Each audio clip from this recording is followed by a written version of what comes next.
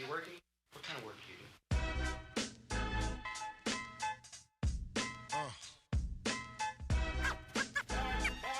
What is it you want to do when you grow up? Dope. Welcome to another episode of Sweat Equity. We are in Venice and the sun has came through. Yeah. We are seeing the light. It was a rough 3 days. Hell yeah. You almost didn't make it through. Yeah, you texted me it was and I was like, dark. dude, I think I'm gonna die in Venice. It was looking dark in San Diego for pockets. He sent me a whole screenshot. I was just like, this is looking rough. That's But the longest time I've gone without seeing the sun for a minute. I feel like an entire different man walking the boardwalk today. Yeah, Entirely no doubt. different. Yeah. I think Zara was smiling actually a little more too. Look at her. She's crashed out. Yeah. But today we got Kane Sutter. Kane, you're becoming one of, I told you this when you and I spoke a few weeks ago, like you're becoming one of my favorite creators to watch. And it's dope to have you here. I appreciate you driving from San Diego. But before we dive into it, give a little bit of background, how you went from Deloitte to full-time creator, because that's a big sure. switch up. Yeah. Let's get that. Yeah, it's been a ride. So I went to school and like in college, I always wanted to be an entrepreneur. I wanted to start do something in business, and I wasn't really sure exactly what. So we started our first company at the end of my senior year, and that kind of gave me the startup bug, although it failed big time. What was the company? So we say like micro crowdsourcing recommendations. So it's called Talio. So the whole idea was like, when we were in college, I went to Miami of Ohio. It was like 40 minutes to the nearest mall. And so in the winter, we wanted to ski. Half our house didn't have ski clothes or know how to ski. Yeah. So we drove to the mall, and we're at like Dick's Sporting Goods or something, and we're looking between the jackets and the goggles, and we're able to like narrow down between the brands that we recognize, like Burton, Oakley, whatever.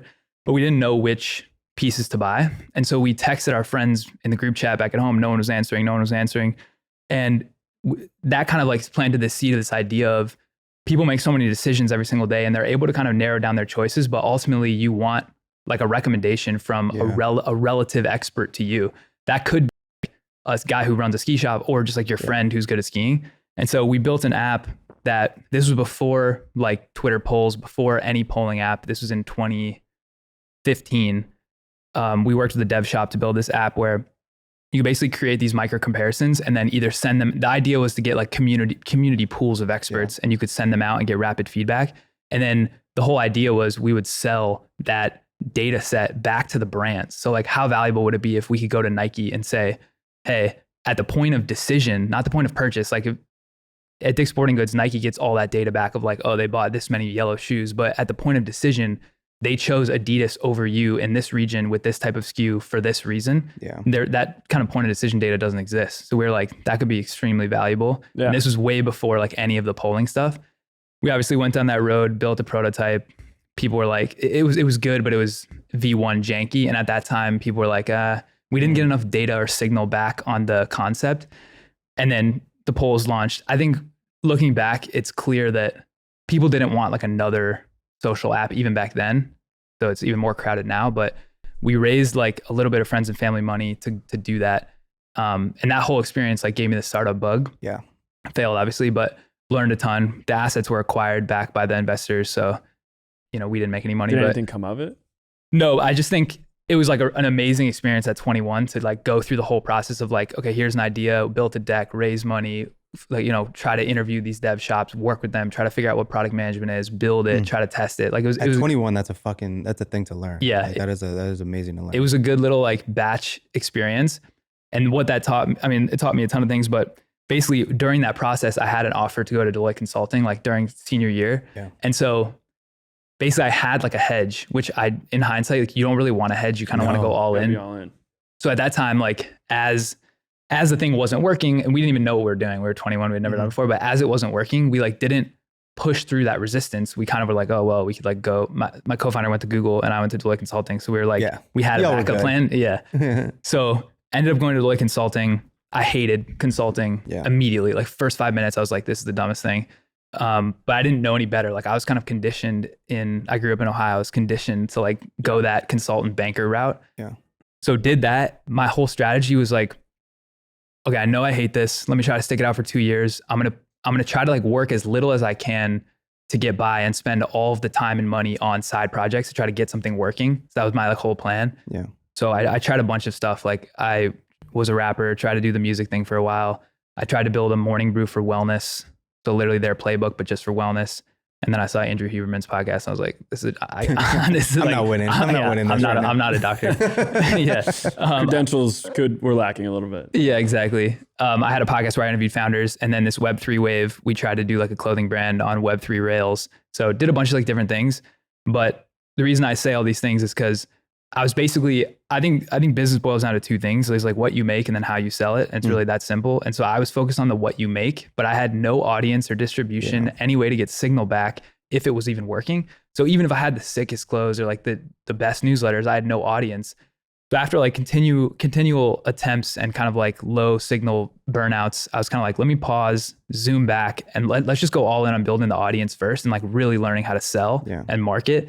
And then I can basically spend a decade building an audience and then a lifetime selling them products. Yeah. And so that's a year ago. I was like, all right, sick. I know nothing about video editing, but I kind of canvassed the content options, chose short form video, and I was like, I'm just going to become sick at this.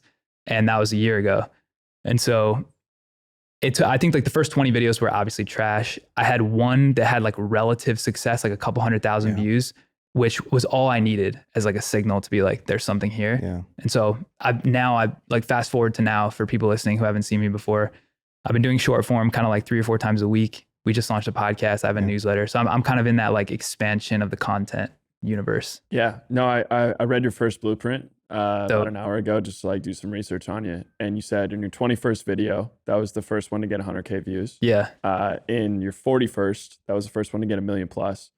Your 121st was the first one to get 5 million. And then it took 155 videos to get to 10 million views. Yeah. 10 million plus views on a video. So a lot of reps. That's the tough thing. That's like, a lot of reps. It's a lot of reps, dude. And you know, you also mentioned in the newsletter that each one takes you 2 to 4 hours. Yeah. Even more now. Yeah. You're a lot of hours deep by the time you're seeing that kind of signal. Yeah. And there's so many skills that go into those reps. It's not like shooting a free throw, right? Where you could get 500 reps in a day and it's just like, it's so simple. Yeah. There's the sound design, there's finding doing transitions, the pacing, like there's so much that goes into one rep. Yeah. And then the second rep and whatnot. Like the amount of hours going into that craft is absurd. Yeah. There's this thing I call the artist gap, which I don't know if I wrote about it in that one, but it's basically like the gap between where your skills are today and like what your taste or vision wants it to be.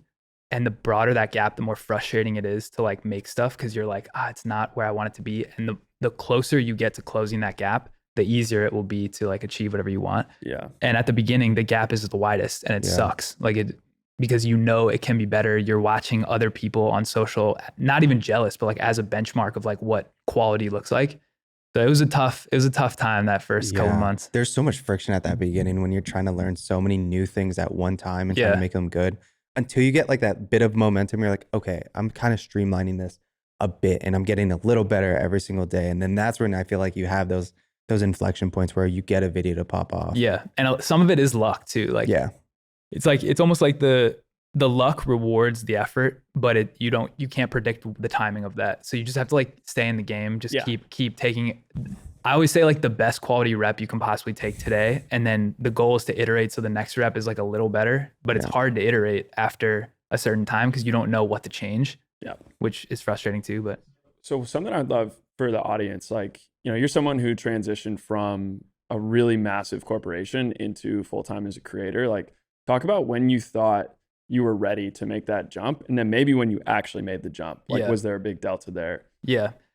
So basically my time at Deloitte Consulting broke into like 2 phases. The first was like the pure strategy consulting, which I like the part that I hated. That was like 2 years. And at that time I was trying to make a jump. I tried to go to Google, Uber in like 2017. And that's 2 years in? That was 2 years in, yeah. Gotcha. And I didn't really have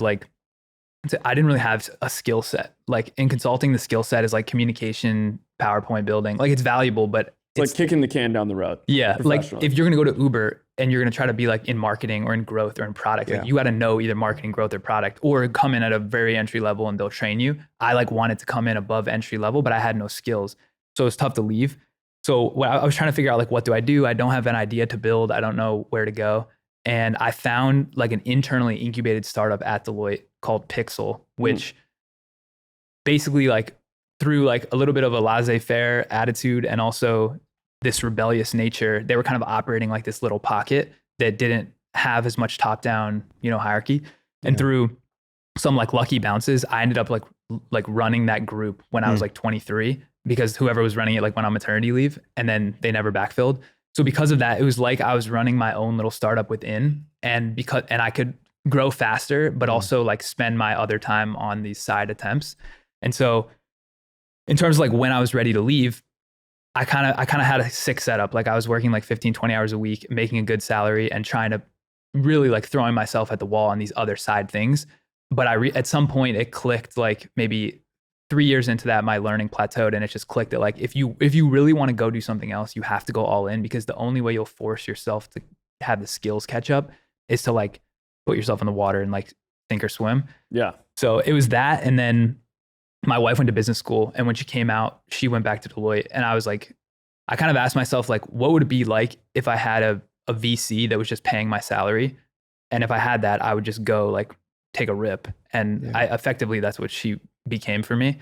So She was She's your bankrolling the VC. content. She's the VC. Yo, Yeah, she's she's the the status, man. yeah, exactly. So it's not as though, you know, we're like luxury rich, but I was just like, if I could get 5K a month draw from a VC without taking any of my like personal equity, what would that look like? I would go do whatever. And so I kind of like reframed and looked at it like that. It's kind of funny how many successful entrepreneurs, like the backbone of it is like the wife or husband with health insurance. 100%. Like the one that like kind of maintains that stability. Yeah. I mean, she's a rock. Like without her, like in my life, basically she's like the operator of my life. And so it wouldn't clear up any brain space, like do anything else if I didn't have her. But I agree with you. You have to have your back against the wall to be able to go into something and just be successful at it, and to have to figure it out. Like I did it with Marketing Examine. I left Collective, which is a great job, CMO there. And we had an agency called Rare. Like that's how I know a lot of them. Say a lot of them. There's literally nobody. Everybody left. Are we boring? Charles and Gus and shit. But I left my job 2 weeks before Zara was born. And it was like, we got to get this. We got to figure this out. Yeah. A month and a half later, we hit record numbers like for Marketing Examine growth, all those things. But when your back's against the wall and you're like, I have no way to, like, I have to succeed. If not, like, I got to go back to the thing that I don't want to do. Yeah. You'll do incredible things. It's win or die. Yeah. That's the attitude. The best thing about a corporate job you hate is that you know you have something to run from. So like people who start entrepreneurship when they're 21 and they have never worked a corporate job they hate, they can be as driven as they personally can propel themselves, but you run faster when there's a bear chasing you than when there's like gold at the rainbow. Yeah. So I have a huge bear behind me of like, I'm not going back there. Like I know how bad it sucks. And so I actually think it's kind of beneficial to like work a shitty job for like 6 months just so you can have that fire always behind you. Yeah. The one thing I do like about certain jobs is you could use certain jobs as like stepping stones to who you want to be, or like for sure, what do you want to learn. With the hustle, me being there, I got to learn from Sampar on how to build a media company. And that was just a stepping stone for me, that when I took the leap was a lot easier. Yeah. I knew how to succeed there. I knew 100%. How to monetize. I knew how to grow the thing. The other jobs I wish I would have maybe done like a 6-month stint would have been either Facebook, Instagram, YouTube, something on the creator side, where all these creators that are now kind of growing. One of my favorites is like John Joshua or something. Do you know who I'm talking about? Yeah, like Yashay or whatever. Yeah, Yashay or something. He like interviews you big YouTubers. Yeah, but he was like at YouTube, he was at Instagram, and knew how to just make great content. It's a hack. Yeah, dude, it was such a hack that he's like fast tracking his success by being at those companies. Yeah, my thinking is there's 2 reasons why you should have a job. One is if the person you work for, like your direct manager, you want to be like one day and you want to like get the sawdust off of them. Or 2 is if you're actually learning a hard skill that you would then want to apply. So like for you had both. You were learning from Sampar and you were learning a hard skill that you could apply. Yeah. For me, I had neither. So like the skill I was learning, communication like broadly is very helpful, of course. But like after a certain point, you really need hard skills in this world. Like most people try to play, the only skill I had is how to play corporate politics. Yeah. So I think that's, if you're at a job and neither of those are true, you should either change your job right away or look to leave. But if those are true, it can serve you. Like it can be really helpful. Which I think is, helpful advice for people that are dissatisfied with that lifestyle. But it is also, a lot of people just don't have that driving 100%. ambition to like control their life. Yeah. They're down for like a 6-figure salary, like 30 hours a week. And that's great. And that's perfect. Like that is really like 100%. A lot of those people are way happier than most of my entrepreneur friends. Yeah. Like being an entrepreneur low key fucking sucks. It sucks. Yeah. The biggest difference is just like how you're wired. Like I can't do You it don't have a that way. choice. Yeah, I don't have a choice. Like Yeah. I was just, my brain was just wired to like run. Right. Like So I you just kinda have to do it. figure it Yeah. out. But most people don't have that switch, and then they like see this type of content and they ask themselves like, or they feel bad. Like they're like, should I? It's like, no, if you have the If it ain't ability you, to it ain't chill, you. just chill. It's very simple. I think one thing that really stood out to me when I was reading up on you was like your attention to detail Yeah. in Yeah, I your appreciate that. newsletters are like your communication is very succinct. Like I want to talk about how you write your newsletter. Like how many drafts does it take and how many revisions? Like walk us through your process because every line fucking matters. Yeah. And I think that's really important. It's just one, I just do it in one shot. Basically, like my whole theory with the newsletter was my take on advice is that I don't really listen to advice. I hate when people give advice because it lacks context, and like context is everything. So like if someone came in here and was like, you guys should do the podcast this way. I'm a 10-year vet. I did it this way. It's like, there's stuff you can learn from them for sure, but I want to know what they did at year one. Like I want, instead of them telling me what to do, I just want to look into the window of them at that time. The problem is like platforms change, markets change. So even that is like not super relevant 10 years later. So my take was like with Blueprint, I think it's sick if you document the whole way, like really from the beginning. Like I started with like almost nothing in terms of the business and social. So I was like, that'll be sick 10 years from now when we've done something dope, it'll be sick to read those, Yeah, like my family and me. But Yeah. two is like when someone catches me 5 years from now and they're like, oh, I love this guy, whatever. I want them to be able to go back and look in the window in week 1 or week 10 or week 40 and be like, damn, this dude was like, this is how he thought through emotionally the roller coaster. Like I'm super vulnerable in these newsletters because I think then that person can read it and choose to pull what they want. But it's not me like telling them what to do. It's just me showing them what I did. Yeah. And so the way I write it is like throughout the week, I just have a note, and anything that pops into my head, frameworks, ideas, experiments I ran, I'll just throw it in the note. And then on Sundays, every Sunday I sit down, I go through the metrics of like how every video performed. And then I just look at the list and I was like, what are the most interesting things to me, like 3 to 5 interesting things to me. And I just flow. Like I don't think too much about it. I really don't edit it. Like once I write it, I read through it once for like spelling errors, and then I just let it rip. Yeah. What is, so let's dive into that because I feel like you're giving away your secret sauce and people tell you not to do that. Yeah. I'm fine. Why do you with think that. it's important doing that? And like, especially with, I guess for that entrepreneur that's maybe 2 years behind you that wants to essentially follow your steps. Yeah. I want to give it all away. I want to open source the whole thing. Cause my thinking is that like the how is not protectable. There's no moat around the how. Like you can hold knowledge, but the thing that makes you unique, one of one, is the sauce. It's like the intangible combination of your skills and interests and like the way you are. No one will ever be able to replicate that because everyone's unique. So my take is like, how do I build the most goodwill and trust with like people that I want to spend time with, creators and entrepreneurs? Just give it all away. And like, if there's 100 people making videos, trying to make videos like me using the tactics, they won't have the unique combination and flavor or whatever that I put on it. So it'll be different anyway. And also, unless they start from within, they're not going to have the drive to withstand. Like they're not going to have longevity. So like I can give them the how and they'll go down that path. And if it's led with inauthenticity, they'll just stop. Kind of reminds me of like when a founder will be like, oh, I'll talk to you about my idea, but like you have to sign an NDA first. And I'm like, brother, I'm not stealing that shit. Exactly. You know? Exactly. Like, no one will steal any idea because the amount of pushing the ball uphill that it takes to go from idea to anything is so massive that even if you had the best idea in the world, if it's not implanted in someone's brain that they want to do it, they won't do it. I need to be better at that. I gatekeep. Yeah. I don't put it out there. And But do you gatekeep because you're afraid that someone will run the playbook better than you, or you're just like, your brain is just wired to be like, I think this people is would sick. love I to should see you protect build it. Marketing Examine more in public. I think like people don't even know how we're trying to scale it. Yeah, no one knows. Who we're going after. Like we're going after Harvard Business Review, trying to do HBR and Complex. Like we do campaigns, right? Like I think a lot of it goes back to what you're saying of, I try to figure out what can we do that's one of one. Yeah. Like even our newsletter, I don't know, again, if you read it, but it's for the visual learner. Yeah. I like how you put so many images and like cut up the data and stuff. It's not like an actual newsletter. It's really a ton of graphics with like sentences and bullet points between it, but it's for the visual learner. And let's talk like real quick about, okay, so like the pros and cons I was of about you to say sharing that publicly. So let's just say one of your competitors, one of those other mid-ass marketing newsletters. Yeah. Mid. No, I'm kidding. But if you're watching. Yeah, no, it's you. You know who you are. Yeah. They 100% know who they are. Yeah. But like, you know, all they do is offer you that primary sponsorship.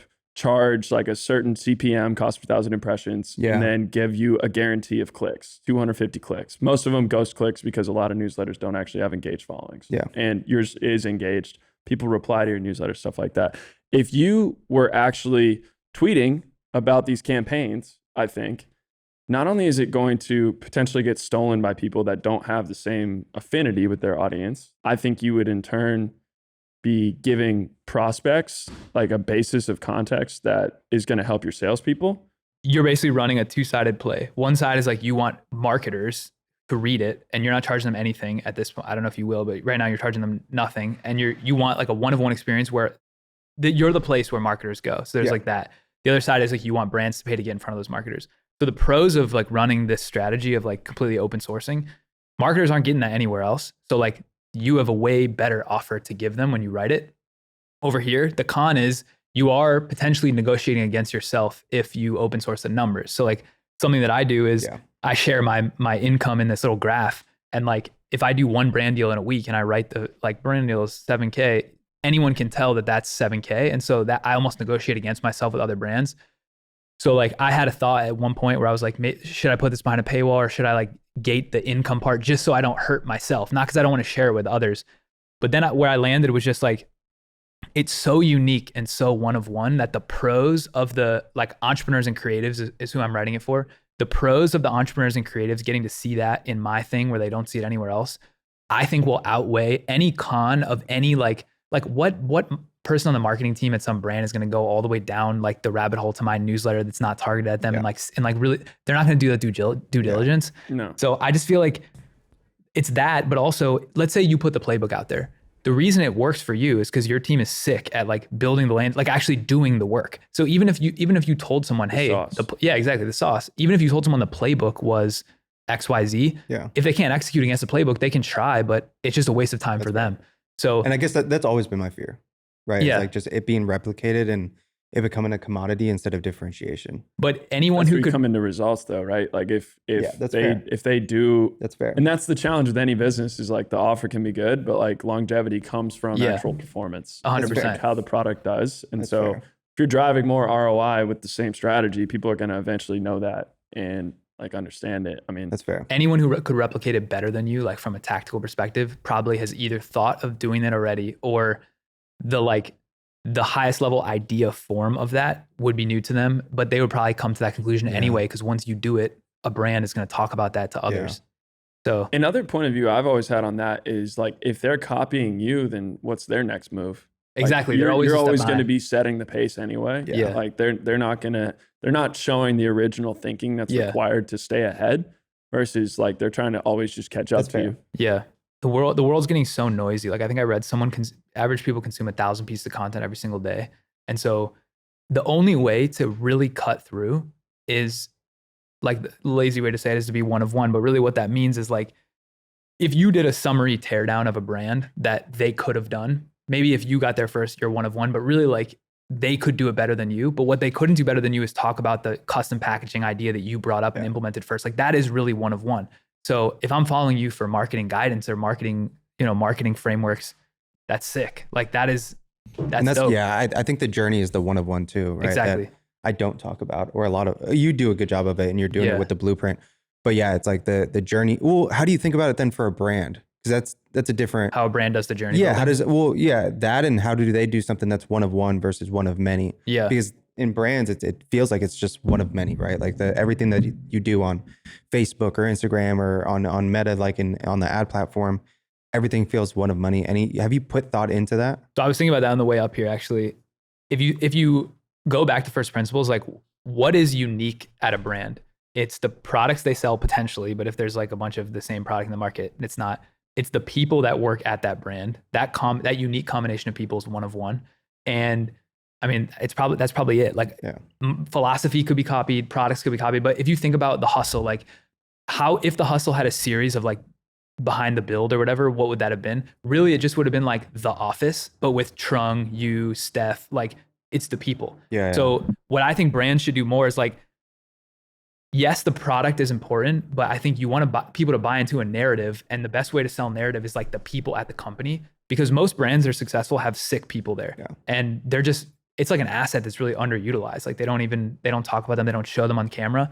So if you had like a video person that was dedicated, you know, like Barstool stool scenes, Yeah. that's the best example. Cause like you watch stool scenes and yeah, like maybe there's a clip where like Big Cat's holding up the Stella coffee in stool scenes, but it's not like a dedicated ad. And you just see, it's like that kind of organic product placement you can deliver through this storytelling of the people. And I think people just like narrative driven content. I think you're hitting on something that a lot of people in our space probably don't appreciate, which is like, you can't just outsource everything to the cheapest option to get a minimum viable service done. Yeah, well said. Like a lot of the times, you know, I think Barstool is a great example. You bring them up, like, dude, out of their acquisition price by Penn, like how much of that was just literally Dave Portnoy and Part of My Take? Yeah. Like probably 80%. Yeah, most of it, I would say, yeah. You know, and it's something that I've been stewing on for a long time with doing a segment on the pod about, is like certain individuals can carry immense value to organizations. It's not like something that's not a novel concept, but there's time and time again examples of this, like Pat McAfee right now on ESPN. Yeah. Like he is, like ESPN cannot afford to lose him. Right. Like the way that their brand is going. And so he has so much leverage about it. And like, you know, that boils down all the way down to a company level where the Hustle had staff, Alex Trung, like those are incredibly talented folks. They had a lot of other people that, you know, can almost form like a little hustle mafia afterwards. And that's what made it a really successful business versus most people in our world are like, I have a marketing assistant that I have in, you know, Latin America or Southeast Asia for $1,000 a month because I don't want to pay someone $4,000. I am those people. I have an editor. And like, that's an interesting idea of like when you're overpaying for talent in person in the US, you're really hiring paid actors if you use them well. Future focused decision. Like you know what I mean? Investing in an office is a set. Investing in talent in person is like talent on the because I think this is the thing that I think most people think about the wrong way. Most brands, everybody's trying to go viral. Everyone's trying to get the biggest reach top of funnel. But like those aren't the people that buy. The people that buy are the people that watch stool scenes 4 times a week. They'll buy anything you sell. And so the only reason people want to go viral is because they want to get more people to drop to the bottom to buy.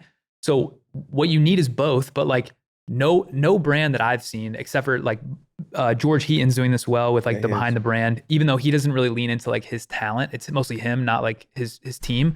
But like brands should be, every brand should have a stool scenes, and then every brand should be trying to optimize for like millions top of funnel virality. And the whole goal is to try to get as many of those to stool scenes so that they can buy into the narrative, the people, the vision, and then they'll buy. I think most people miss that bottom layer. And it's hard because the dopamine is just rarely at the bottom. Yeah, well, those don't go viral. That's the thing. Stool scenes is like signs are Playboy. Yeah. No, I know. You just don't get it because like Stool Scenes has like 14,000 viewers, and something Barstool makes has 5 million. But what people those miss, 14,000 are fans. Yeah, that's who buys. Yeah, and if you're running a business, you want people to buy. I actually would, and this is just healthy pushback, but I actually think Barstool's business is it primarily advertising?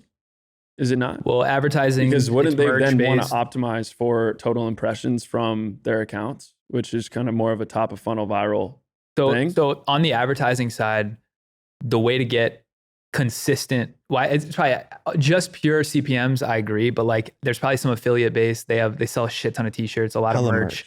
They had subscriptions. They've experimented with like a bunch of things that would drop to the bottom. Yeah, but I agree. Like you need both, because if you just build the narrative based, you have a really small audience and you almost can't get escape velocity. If you just has the top of funnel, it's just a mirage. Like you have 5 million views every single day, but if you try to sell a t-shirt, you'll sell 10 shirts. Yeah. That's also a mirage. You need both. And most people can easily grapple with the top of funnel virality, but they're not doing the bottom. That's why I'm trying to do like this weekly blueprint video style vlog. We have the podcast because I want, when people are willing to dive down the rabbit hole, I want something down there. And if you have enough down there, they'll buy from like, cause I think about it I'm jumping all over the place. I'm cracked out on this coffee, but you're good. I think about it in this idea of content minutes. So like, let's say it takes 60 content minutes to like red pill somebody. That's 60 shorts, 61 minute shorts, or one 60-minute podcast. Yes. Like it would take way more time for me to make 60 shorts. But I can get a lot of people in the funnel and like they'll sample my shorts with like 1 or 2 minutes here, but I need them to go to the more efficient way to get content minutes, which is podcasts or whatever. So if you don't have both, like I started with just short form top of funnel. That's all I had. And what I noticed is like, I was like, all right, I can go viral at will. I can get millions every single day, but like, it's going to take me so long to get fandom. And I'm just starting a year in, I'm just starting to get people in the comments to be like, I love everything you put out, whatever. I wasn't getting that at all at the beginning because I only had 2 content minutes deep with each of these people.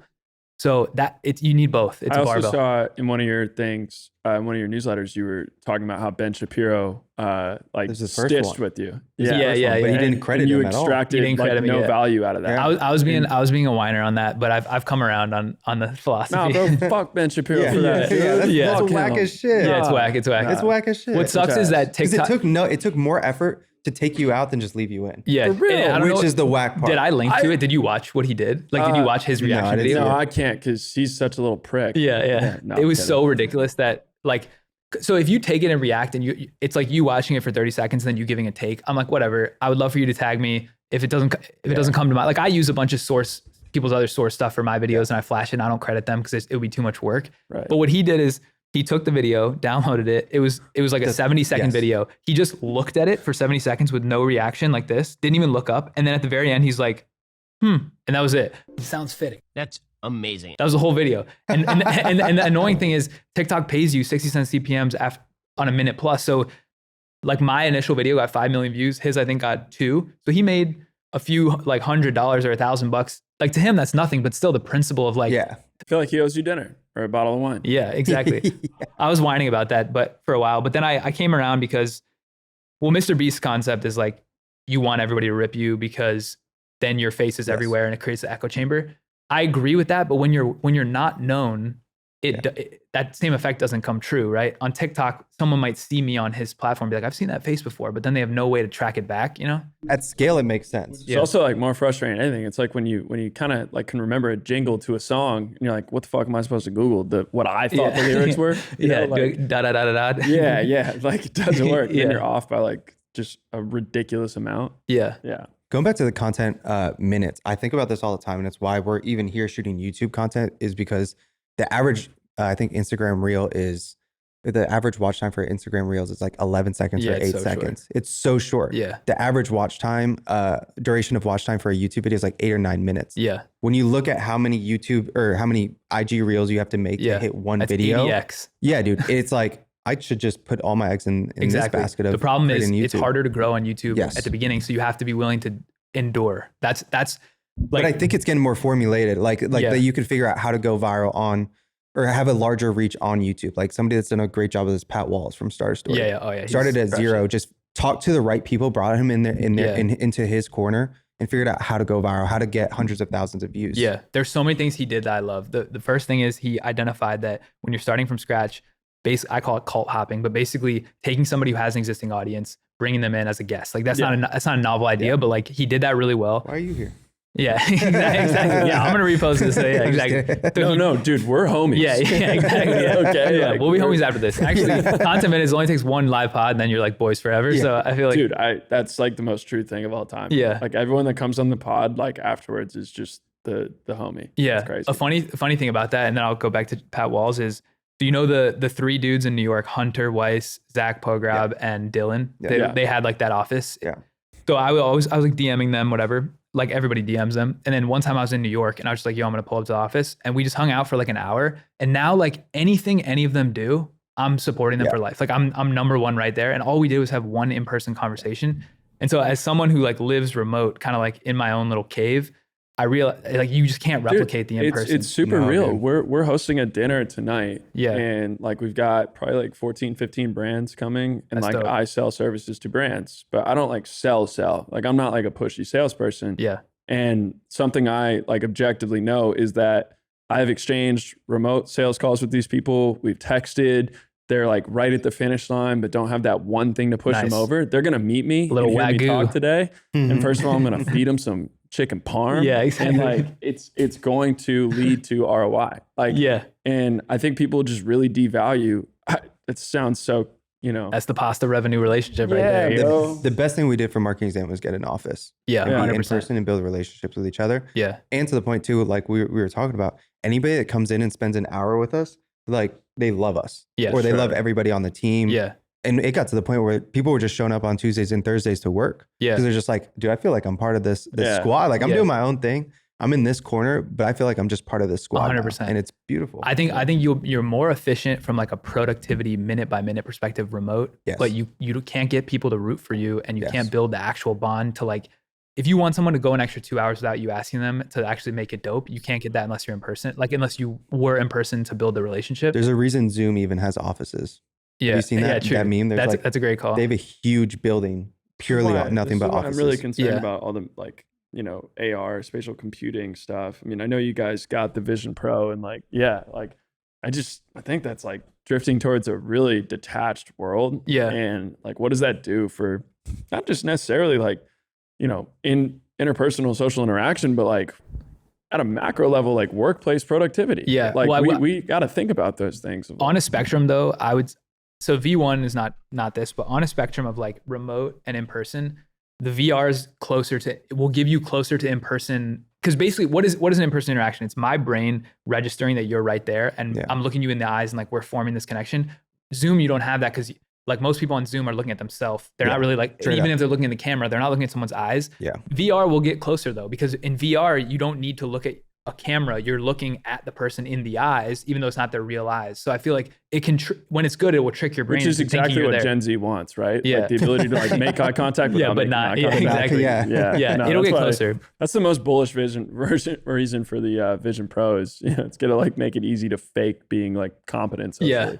Yeah. The one thing I want to say about Pat Walls before we move off is, so I'm on this crusade of like quality content. And it's mostly just because I think there's too many people shipping stuff at 70% that are trying to hit this like arbitrary time volume schedule they set out, which the schedule is really helpful to build the habit. So if you're like, I can't get myself to commit to this, I'm going to go daily for a month to like build the habit. But after a while, like what I noticed for myself is I was shipping videos that were suboptimal just to hit this, like I got to post every day, that I created that artificial deadline. So what Pat Walls did, which I think is sick and more people need to do, is he took away the deadline. And he's just like, I'm going to make the dopest video. And he's gone weeks between videos, but when he drops one, it's sick. Yeah. And like, that's a 10 out of 10 quality and it will cut through. That's also what those guys at Founders podcast do. Like David Senra. Is that David Senra? Yeah, but he posts on a Or schedule. I'm sorry, not him. I think it's Acquired FM. Acquired, yeah. They Those don't guys have will a go schedule yet. like months, Exactly. weeks, like, and then their podcast will drop, and it's like 4 It's just a hours, banger. Yeah. and everyone just freaks out about it. Yeah. And I think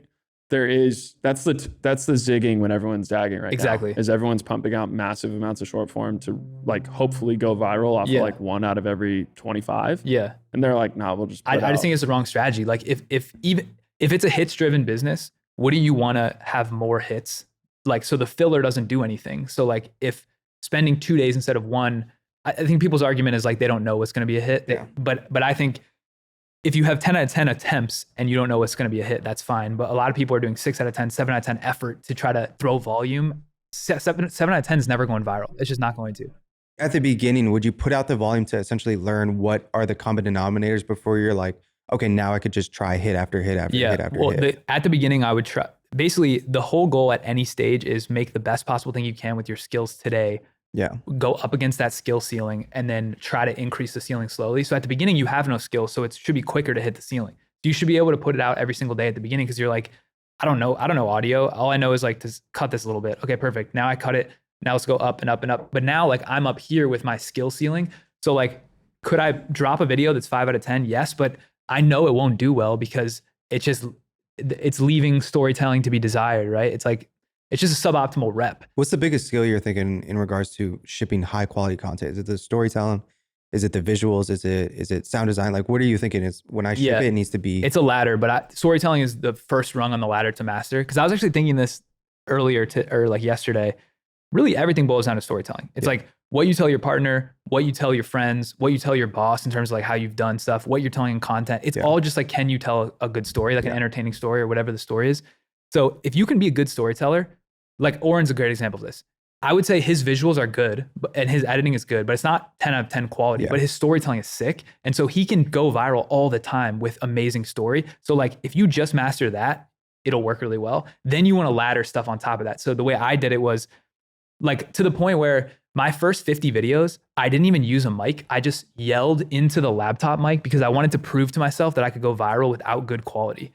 So I just started with storytelling. Then, and that was obviously stupid. Like I should have used it. I should have used the fucking mic. But like, Why are you shipping 5 out of 10 audio? Yeah, Classic, that was classic, super like lazy. that clip's gonna go viral and everyone's gonna be just shouting at their fucking laptop. Yeah, that was super. Great video, but get a new mic. Yeah, that was super lazy of me, to be honest. But I started with storytelling, and then the next thing was, okay, I want the pacing to be dialed. Then after the pacing, I was like, I want the audio to be crisp. And then after that, it was like, I want the visuals to up level. And I'm still like, I'm only a year in. Like, Yeah. I always think to myself, like, imagine what's gonna happen when I'm actually good at this shit. Like, Yeah. I haven't really even learned. What's Yeah. your storytelling structure? Like, because you're really good at it. I mean, with your, for example, your Stanley video is phenomenal. Yeah, thank you.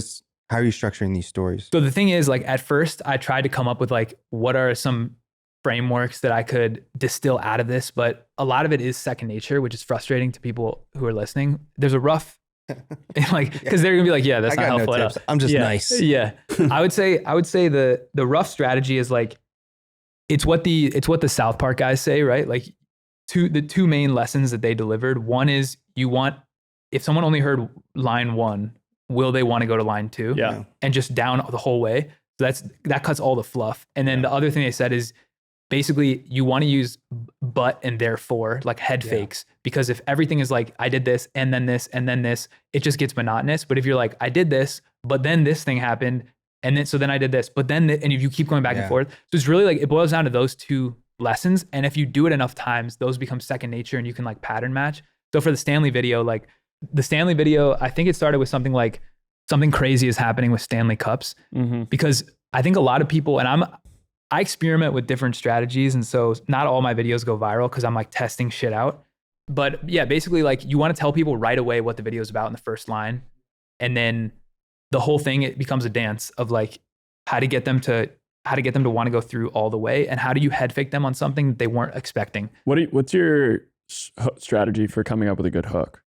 It's basically like, it sucks. I'm trying to give tactical advice, but a lot of it is like when I was writing a rap song, basically what I would do is I'd put a beat on and I'd loop the first little bit of the beat, like the little interlude before the beat drops. And I would just loop it over and over. And whatever first line came out, wherever my brain went is what I'd run with. Because I feel like most of video is audio and most of audio is subconscious to the brain. Like you just want it to sound good. And so with hooks, I'm not thinking about like what I say. I'm more thinking about like, is it punchy? Is the intonation in my voice like compelling?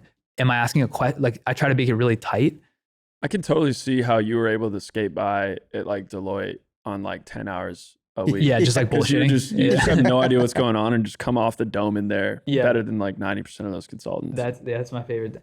There's also like visual hooks too. So there's a combination of like what you say, how you say it, and then there's like visual. So something I've been testing is this idea of the first scene is you're looking down and there's a huge visual at the bottom, and the visual that you show is something like shocking. So this video about the AI girlfriends, I saw that thing on Twitter. It's basically someone from Pixar left and made like a Pixar version of like this redhead chick with like huge boobs, and it was just like super low cut shirt. And I was like, I know that's going viral. So instead of being like, AI girlfriends are going to be a thing, I used the picture to sell it. So I was just like, damn, we're fucked. And I just had the picture, and you can literally see like, so like I did that where I looked down and I just knew that that's way more compelling. Like a picture's worth 1,000 words, right? So that's way more compelling. So sometimes I'll do stuff like that, but I think a fun exercise would be just come up with a story or come up with a video idea right now or like a brand right now. And I'll tell you like off the dome, like what a couple hooks that I'd come up with would be. And I'd workshop it though. Like after I write one down, it's like, how does that sound? And I keep kind of going. How many would you say that you go through?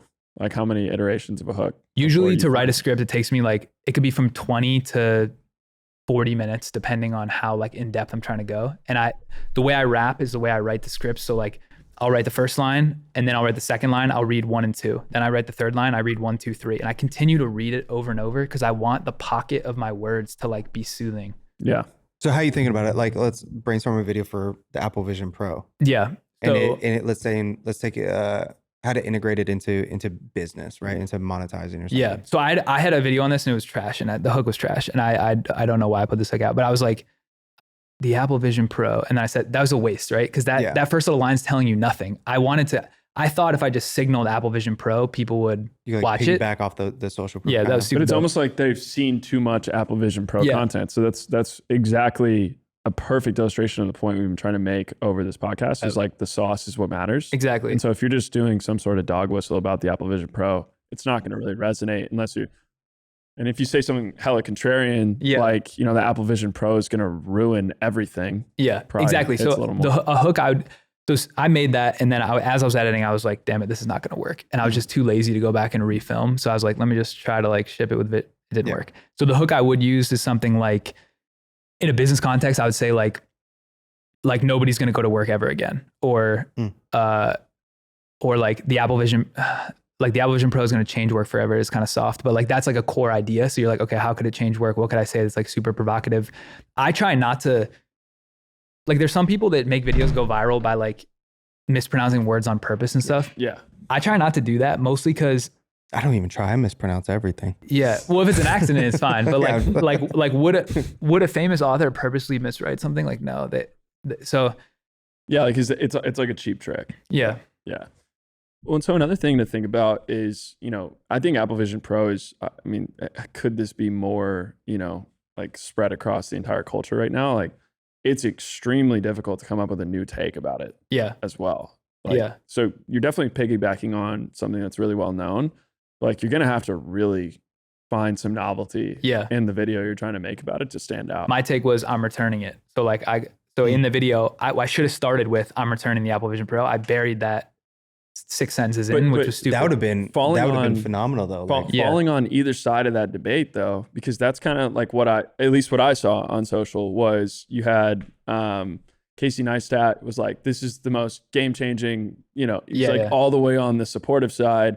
And then there's, you know, Andrew Wilkinson comes out and he's like, I don't think the form factor is going to work because, you know, it leaves like a red impression on, like, everyone was taking a stance on it. exactly. And I truly think, you know, those people already have massive audiences. So people are kind of going to them for the take. Yeah. But to stand out, could you be like, you know, someone said they thought the Quest was going to destroy the Apple Vision Pro. Yeah. So that's a good Yeah. good And I like contrarian that. take to yeah. explain. Or being like, you know, sure, everyone's talking about the Apple Vision Pro, but we're not talking about Magic Leap from Qualcomm. This is the thing that people are going to actually wear. Yeah. And that would probably work. Like my video, I was kind of like, in my head, I thought, okay, the whole point is I'm going to return it. Yeah. So I'm going to build the video up where I'm like, it's amazing. It's the best thing ever. And then I'm going to hit with a head fake, like, but I'm returning it, which is how I did it.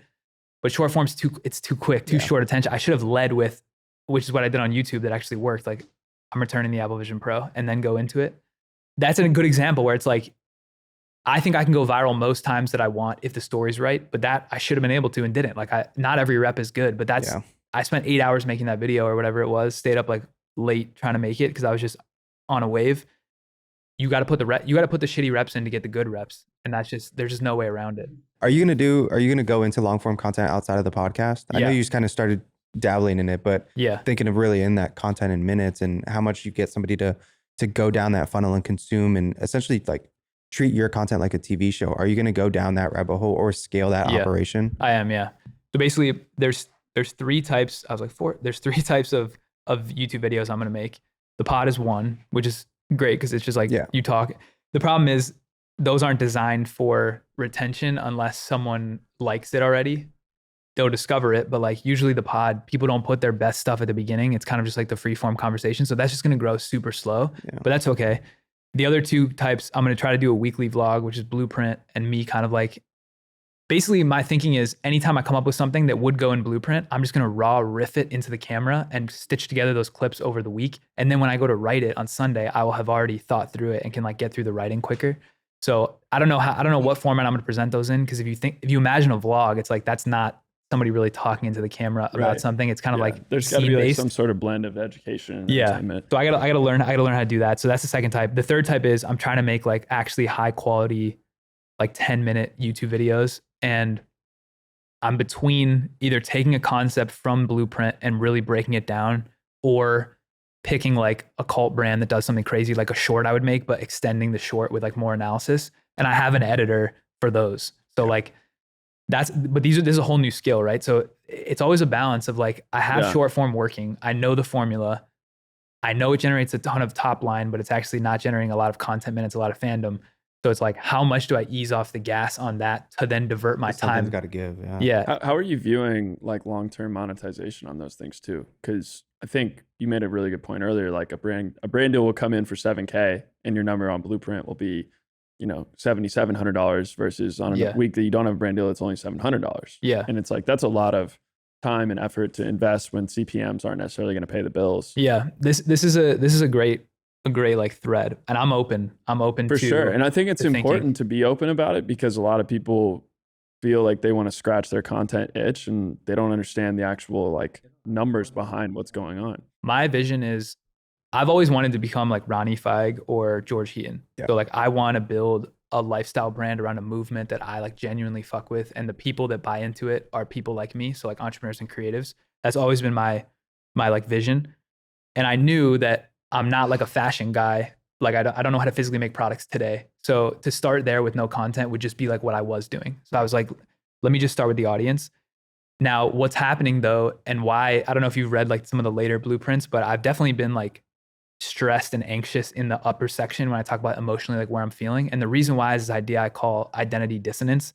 So like, I want to be this, but I'm naturally drifting this, and naturally drifting towards like, people are coming to me for like content strategy and like becoming like an expert in content, which is not what you would see George Heaton doing. Like this dude just on a vibe, and like he makes sick clothes.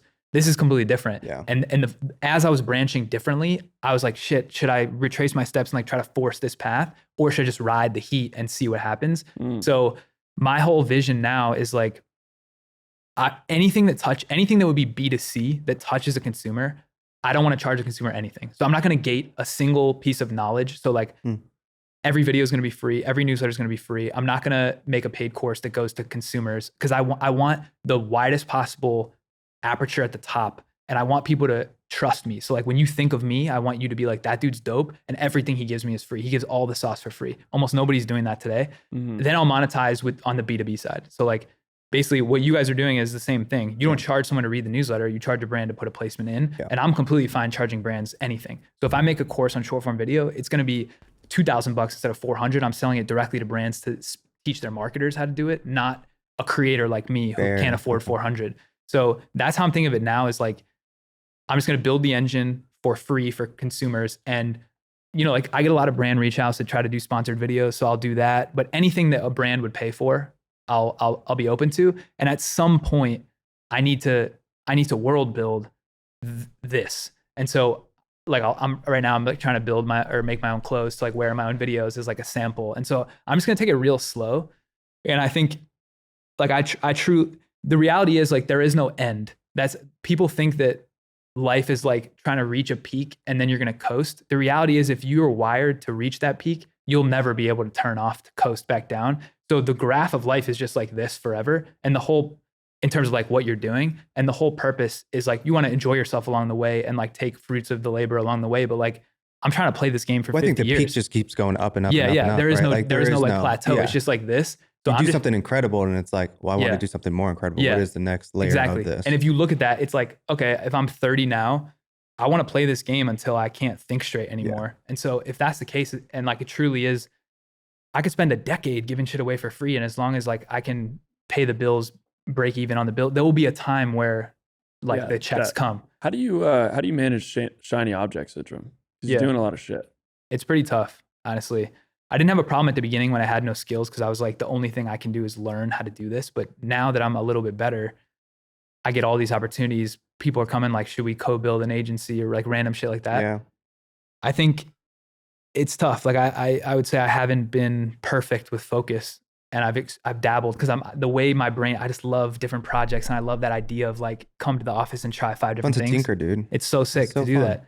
I think the way I'm focusing on it now is just like, in the season I'm in, if it doesn't get me better at content or help me world build long term. So maybe there's one project that's not content related. So like right now it's the clothing. I'm trying to figure out, have the production team like trying to figure that out. But that's it. Like everything else has to be content focused.